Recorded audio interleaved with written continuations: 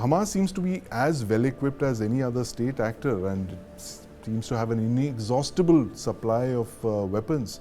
And I think a lot of the money that they were receiving over the last couple of years, Aditya, correct me if I'm wrong, seems to have gone into buying arms, equipment, ammunition, and building tunnels. Absolutely. I mean, you see a humanitarian crisis unfolding in Gaza, where people are saying that we don't have food, fuel, water, and medical supplies. But at the same time, there's no dearth of rockets or ammunition or anti-tank missiles that you're talking about. We've seen propaganda videos emanating from Qatar and from Gaza, where videos clearly indicate the kind of ammunition that is stored inside these tunnels that's being continuously used to hit the Israeli cities. At the same time, we've seen, of course, these videos where the ground troops are moving in, and suddenly from open ground, there are Hamas fighters coming in, planting a device on these tanks. Right. And of course, there's a blast that happens and tanks are destroyed. So I think they have plenty of ammunition stored, not just in these tunnels, but safe houses in hospitals, in UN compounds and schools, which can carry on this battle for weeks together. I think Israel at this moment seems to be very much prepared.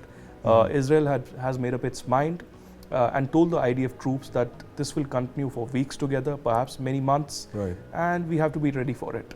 What they do not know clearly, and negotiations will continue, is that when to end this, and after ending, what will be the aftermath of this, who will take control of the Gaza city, and how will the civilians really rebuild Gaza in future. Right. But meanwhile, Aditya, interesting that Palestine, an issue that had almost died out 10 years back, no one was really talking about it that much, suddenly come to the main stage. Everyone seems to be talking about Palestine now from what it was 10 years back. Do you get a sense that the longer this war continues in Gaza, the more it will kind of unite the Muslim world behind the cause of Palestine? There are two things that I personally think. One is that instead of the popular opinion, I feel that the Palestine issue this time around has divided the Muslim world like never before. Right. Much of it will not be visible in the public eye because they don't want to come out in open.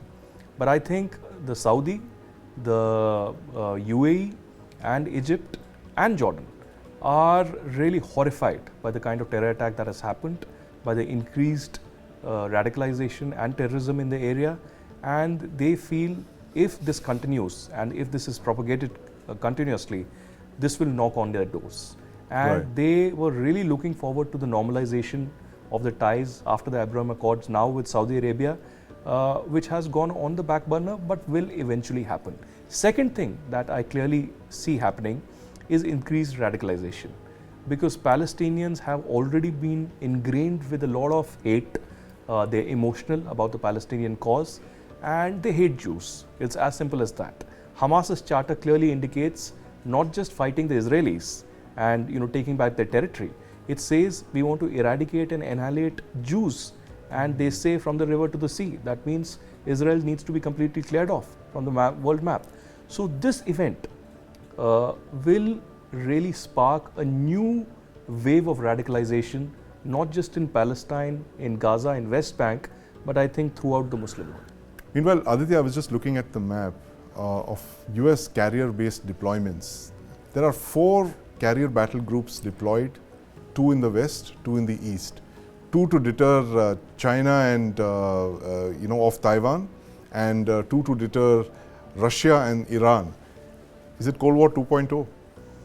I think one may not accept it, or it's not declared, and that's what Cold War really is. I think it has begun already. I think it began immediately after the Russia-Ukraine war, and now there are new fronts that are opening up in Israel-Hamas. Of course, Taiwan is at a boiling point where provocations and incursions are continuing. We've seen a lot of deployment from Indian side in Ladakh over the last many years as well. Right, let's not forget Ladakh, another of the flashpoints. Yeah, but there hasn't been much of the talks or the provocations in that area in the last couple of years, but there are small incidents that happen. So clearly, I think it is Cold War, a fresh Cold War. Where this will end is eventually, remains to be seen. But I think US is on a spot. Right. US is exhausting, clearly. all its options, Yeah. and clearly the kind of powerhouse that US really was, the global power, Yes. is being questioned. Yeah, it's interesting that you should mention that, because this seems to be the case, because the US doesn't seem to be able to get Israel to agree on a ceasefire or even a pause in operations, and B, I can't remember the last time where the United States has so publicly signaled the deployment of nuclear powered attack submarines and ballistic missile submarines, and those are now freely being photographed and they're surfacing to be seen. There's an Ohio class that they mentioned that's been deployed in the Central Command area of operations. The CBGs are there.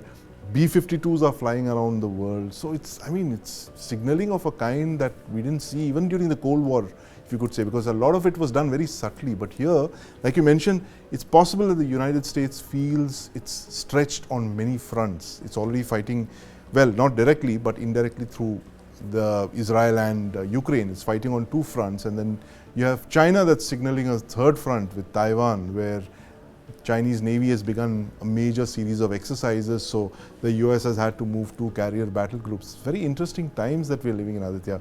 Who would have thought that in our generation, in our lifetimes, we would get to see what we have in the last 3 years alone? We've seen pandemics, we've seen a full-scale war of attrition of the kind that's not been seen since the history repeating itself, really, from the Spanish flu to the World Wars to the Cold War. Absolutely, and history is circular. One thing very interesting is that the US is trying to do a balancing act. Right. But at a time of war, you have to choose one side.